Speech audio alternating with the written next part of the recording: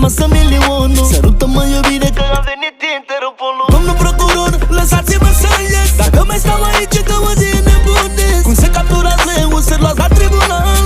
Regele junglei cel mai șmecher animal. Domnul procuror, lăsați-mă să ies. Dacă mai stau aici că o zi nebunesc. Cum se capturează un ser luați la tribunal. Regele junglei cel mai șmecher animal.